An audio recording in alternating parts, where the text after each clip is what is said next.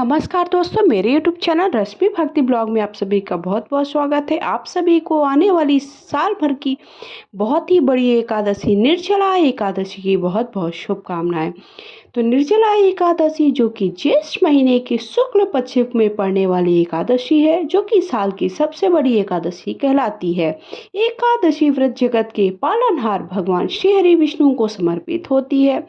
इस दिन भगवान विष्णु माता लक्ष्मी का विधि विधान से पूजन करना चाहिए, जिससे कि आपको पूर्ण फल की प्राप्ति हो सके। इस दिन बिना अन्न और जल के यह व्रत किया जाता है। बहुत ही कठिन व्रतों में से एक व्रत माना जाता है, क्योंकि यह व्रत ज्येष्ठ महीने में पड़ता है। निर्जला एकादशी व्रत करने से सभी एकादशियां, जो कि 24 एकादशियां होती हैं, उनके बराबर पूर्ण फल की प्राप्ति होती है। तो चलिए हम जान लेते हैं कि साल 2025 में निर्जला एकादशी कब है और हमें कैसे व्रत करना है, पूजा कैसे करना है, व्रत का पारण कब करना है। सारी जानकारी मैं आप सभी को इस वीडियो में दूंगी। तो वीडियो में अंत तक बने रहिए ताकि सारी जानकारी आप सभी को प्राप्त हो सके। वीडियो आपको थोड़ा भी पसंद आता है तो वीडियो को लाइक करिएगा, चैनल को सब्सक्राइब करके कमेंट बॉक्स में ओम नमो भगवते वासुदेवाय नमः या हर हर महादेव लिखिएगा। तो जो निर्जला एकादशी है उसका पूजन हमें ब्रह्म मुहूर्त सुबह 4:02 से सुबह 4:42 तक आप कर सकते हैं। रवि योग भी पड़ रहा है, जो कि 5:23 से लेकर के सुबह 6:34 पर रहेगा। उसके साथ साथ अभिजीत मुहूर्त, जो कि बहुत ही विशेष महत्व होता है और विशेष फल देने वाला समय होता है। तो वो समय है सुबह 11:52 से लेकर के 12:48। निर्जला एकादशी पर सूर्योदय से पहले स्नान कर लीजिए, उठ जाइए, निवृत्त हो जाइए, जो भी आपके काम है, स्वच्छ कपड़े पहन लीजिए, पूजा स्थल को साफ सुथरा कर लीजिए, व्रत का संकल्प ले, भगवान विष्णु का गंगा जल से अभिषेक करें, उन्हें श्री हरि विष्णु को पुष्प फल तुलसी दल जरूर समर्पित करें, भगवान विष्णु की आरती करें, उनकी कथा पढ़े। कथा का वीडियो आप सभी को चैनल पे मिल जाएगा और उन्हें भोग समर्पित करें। इस बात का विशेष ध्यान रखें कि उन्हें जो भी भोग प्रसाद समर्पित करें उसमें तुलसी दल जरूर समर्पित करेगा। बिना तुलसी दल के श्री हरि विष्णु कोई भी भोग प्रसाद स्वीकार नहीं करते हैं। निर्जला एकादशी व्रत से सभी एकादशियों का फल प्राप्त होता है। माना जाता है कि जो भी भगवान विष्णु की कृपा पाना चाहते हैं और किसी भी प्रकार के जो भी पाप है उनसे मुक्ति चाहते हैं, जीवन में सुख समृद्धि चाहते हैं, तो उन्हें ये एकादशी का व्रत और पूजन अवश्य करना चाहिए। निर्जला एकादशी व्रत का पारण हमें 7 जून को करना है। 6 जून को शुक्रवार के दिन व्रत रखना है और व्रत का पारण 7 जून को शनिवार के दिन करना है।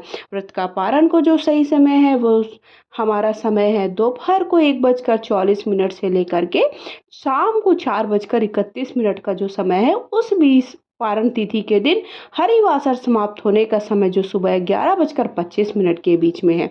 तो हमें जो पारण करना है वो पारण का समय भी मैंने आप सभी को बता दिया है कि हमें व्रत का पारण कब और कैसे करना है। निर्जला एकादशी जो कि ज्येष्ठ महीने के शुक्ल पक्ष की एकादशी है, जो शुरू होगी 6 जून को देर रात 2:15 पर। वहीं इसका समापन ज्येष्ठ माह के शुक्ल पक्ष की एकादशी का समापन 7 जून को शनिवार के दिन सुबह 4:47 के बीच में इसका हमारा समापन होगा। हमें व्रत का पारण कैसे करना है, तो द्वादशी तिथि पर सुबह जल्दी उठे, स्नान करें, उसके बाद सूर्य भगवान को अर्घ अवश्य दे। जो हमारा लोटे में जल रखा है उससे आप सूर्य भगवान को अर्घ दे दीजिए। मंदिर की सफाई करने के बाद पूजा की शुरुआत करें। उसके बाद देसी घी का दीपक जलाएं, भगवान विष्णु की आरती करें, मंत्रों का जाप करें, विष्णु चालीसा वगैरह का भी पाठ कर सकते हैं। भगवान विष्णु को सात्विक भोजन का भोग लगाएं, प्रभु से जीवन में सुख शांति की प्राप्ति के लिए कामना करें, उनसे प्रार्थना करें। आखिरी में लोगों में प्रसाद वितरित कर दें, स्वयं प्रसाद को ग्रहण करें। हो सके तो आप सभी क्या करें, किसी भी जरूरतमंद या ब्राह्मण को अपनी ज़रूरत के हिसाब से, अपनी सामर्थ्य के हिसाब से दान जरूर करें। दान न करने से निर्जला एकादशी का व्रत का पारण अधूरा माना जाता है। तो हमें द्वादशी के दिन श्रद्धा अनुसार मंदिर में या गरीब लोगों में अन्न धन कपड़े समेत आदि चीज़ों का दान अवश्य करना चाहिए। साथ ही साथ जो घड़ा है, घड़े के ऊपर हमें जो भी रखा हुआ है या फिर आप उसमें पात्र में जो भी भरते हैं उसका भी दान आप कर सकते हैं, जो कि बहुत ही शुभ माना जाता है। निर्जला एकादशी के दिन हमें कुछ काम बिल्कुल भी नहीं करने होते, जैसे कि निर्जला एकादशी पर तुलसी को जल देना वर्जित होता है। इस दिन माता लक्ष्मी जो तुलसी में निवास करती है निर्जल उपवास रखती हैं, इसलिए तुलसी को किसी भी हाल में हमें जल अर्पित नहीं करना है। ऐसा करते हैं तो आपकी जो पूजा है वो अपूर्ण मानी जाती है। यदि पूजा में तुलसी पत्र की आवश्यकता है तो एक दिन पहले ही हमें तुलसी को तोड़ करके रख देना है। तो इस दिन हमें तुलसी नहीं तोड़ना है।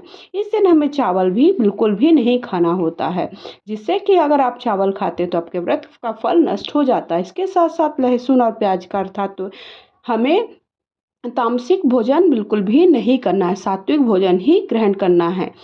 किसी भी आपको व्रत में इस बात का ध्यान रखना है। साथ ही साथ निर्जला एकादशी के दिन बैगन, मसूर की दाल, मूली और जड़ वाली सब्जियां ना खाएं। जो भी जड़ वाली जैसे कि आलू है, गाजर, इनका सेवन हमें नहीं करना है। ना ही मसूर की दाल और मूली का भी हमें सेवन नहीं करना है। इसके साथ साथ काले रंग के कपड़े ना पहने। शुभ जो अच्छे रंग के कपड़े होते वही हमें इस दिन पहनना होता है। तो इस तरह से निर्जला एकादशी का व्रत हमें कैसे करना है, पूजा की सही विधि क्या है और व्रत का पारण हमें कब कैसे करना है, ये सारी जानकारी मैंने आप सभी को इस वीडियो में दे दी है। इसके पहले पूजा की जो साधारण विधि है वो कैसे, अगर आप चौकी लगा के पूजा करना चाहते हैं तो कैसे करना है, इसका वीडियो चैनल पर पहले ही अपलोड कर लिया है। लिंक आप सभी को डिस्क्रिप्शन बॉक्स पर प्रोवाइड करा देंगे, तो वहाँ पर जाकर आप सब देख लीजिएगा कि हमें निर्जला एकादशी व्रत की पूजा विधि विधान से चौकी लगाकर कैसे करनी है। इस दिन दान पुण्य करना बहुत ही शुभ होता है, तो जितना ज़्यादा हो सके अपनी सामर्थ्य के हिसाब से दान पुण्य करें। साथ ही साथ ये जो व्रत है निर्जला रखा जाता है, अर्थात जल ग्रहण नहीं किया जाता है, तो हो सके तो जल ग्रहण ना करें। लेकिन अगर आपकी क्षमता नहीं, आपको कि कोई ना कोई परेशानी है, आपकी स्वास्थ्य इतना आपका साथ नहीं दे रहा है, तो आप सभी क्या कर सकते हैं कि आप जल ग्रहण कर सकते हैं और फलाहार भी रख सकते हैं। केवल आप सभी सात्विक भोजन ना करें और भोजन का सेवन ना करें, तब भोजन नहीं करना है हमें, केवल क्या करना है, आपको फलाहार रखना है। तो इस तरह से आप सभी को वीडियो पसंद आए तो कमेंट बॉक्स में ओम नमो भगवते या हर हर महादेव अवश्य लिखिएगा।